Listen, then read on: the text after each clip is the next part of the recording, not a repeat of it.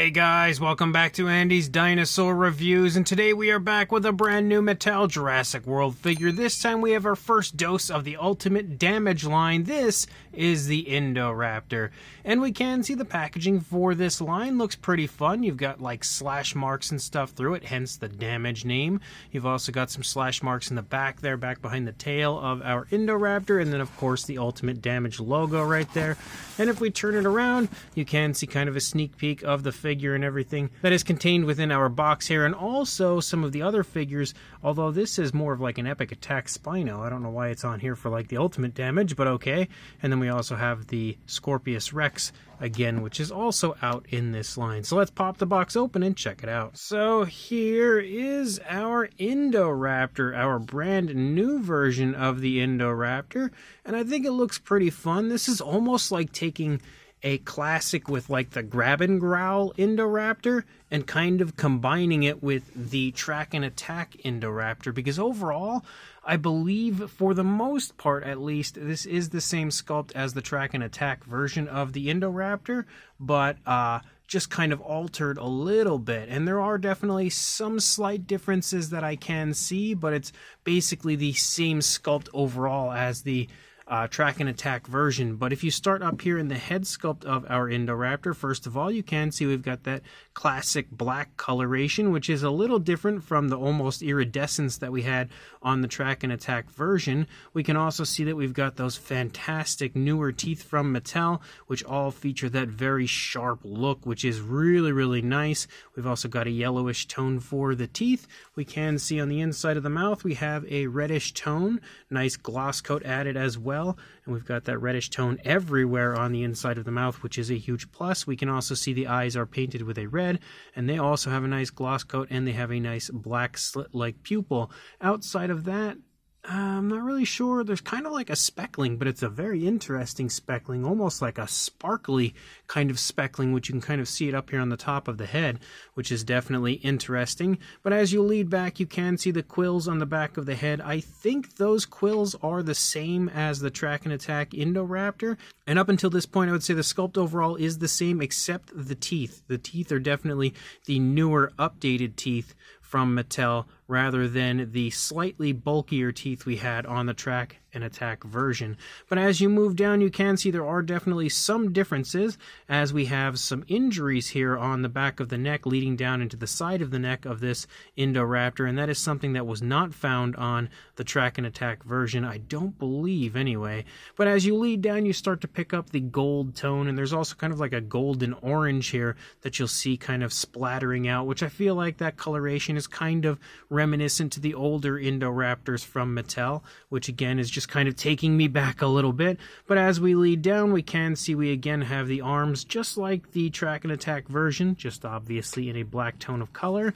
We do have articulation in the arms, which they can completely swivel up and around. They move very nicely. Again, same deal for the opposing arm. A little jerky as far as the movement goes, but still pretty decent. Then we've got the injury here in the stomach region. Now, this is the primary ultimate damage area for the figure. So we will press that here in just a minute, but let's just finish our closer look first. Overall, the figure definitely has a strong satin shine, a very nice kind of glossy look, which is pretty much how you see the Indoraptor in Jurassic World. Now, as we move back, one area that is definitely different on this one compared to the track and attack version is these quills. These quills are actually a little bit different. So if I actually bring in the track and attack Indoraptor, you can now see there were just a little bit more quills on that version compared to this new version. So this is one area that is a little bit different, and I did pull that one out just to confirm before reviewing it that the figure is the same, again outside of a few small differences. As we move down through the course of the legs look pretty much the same. Maybe there are some injuries on the leg that I'm not noticing, possibly. I'm not sure. I don't really see any, but I kind of was expecting there to be some, because it feels like maybe they've just altered the sculpt a little bit with some injuries. We do, of course, wow, that was really stiff.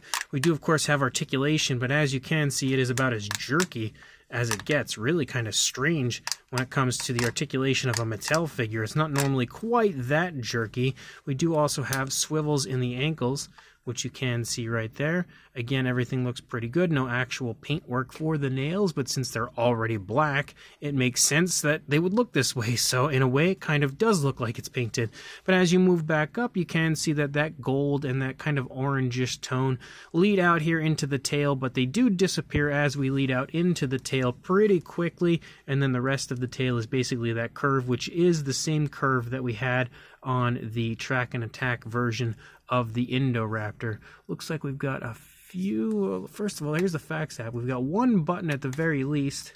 Let's bring the facts app code up here for you guys to add that to your collection if you would like to do that. And then as we turn the figure around, take a look at it from the opposing side, just kind of trying to pick out any differences that I see on this version compared to the previous version, again, which shares pretty much the same sculpt. I'm wondering if maybe that injury... No, the injury is definitely not on the other one. So that injury that we saw in the neck, I was kind of thinking maybe it was like one of those situations where they mirrored the figure and where maybe it did have it, but it looks like maybe this injury is exclusive to this version. But outside of that, again, everything else sculpt-wise seems to be the same. One other thing is these quills are actually really, really flexible. And although the previous Indoraptor did have some flexible quills, they're nowhere near as flexible as this one has. But let's go ahead and dim the lights here just for a second, just to kind of get a feel for the action feature. Oh, lights go all the way up here into the neck, which is pretty cool.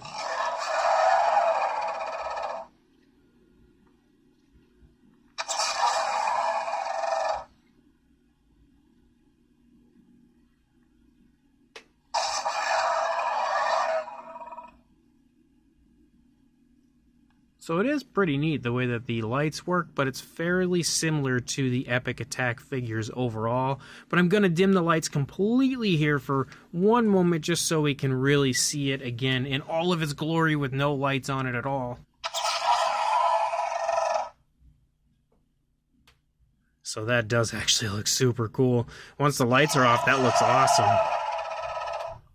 Really shows you the design that they have going on for the light up feature as well.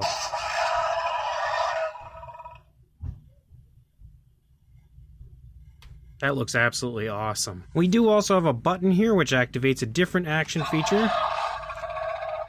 There are no lights associated with this one.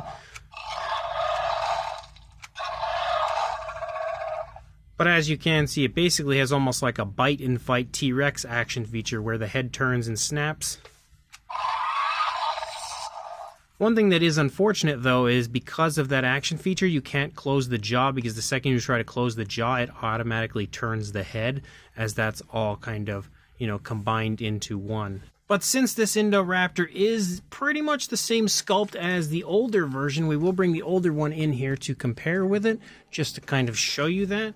And as you can see, it's definitely the same sculpt, the same size. Everything is pretty close to the same, with just a few minor differences on the newer one compared to the older one, which pretty much means that we don't need to do any sizes, comparisons, anything like that, because we've already done all of that with the older version of the Indoraptor. So this brand new Mattel Jurassic World Ultimate Damage Indoraptor is pretty fun. I do quite like this one just because, it's got a pretty fun action feature, and I was a fan of the Epic Attack action feature, and we pretty much have that now kind of evolving with this version with the Ultimate Damage.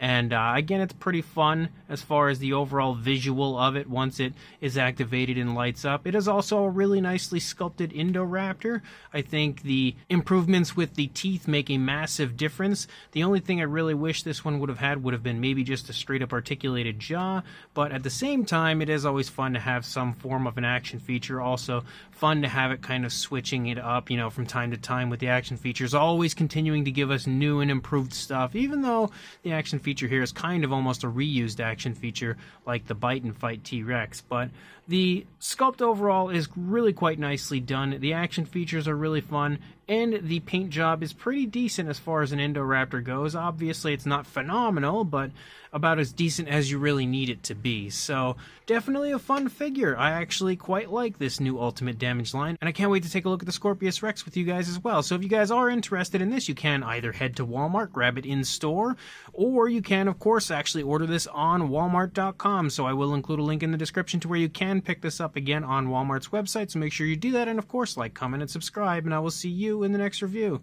Thanks for watching.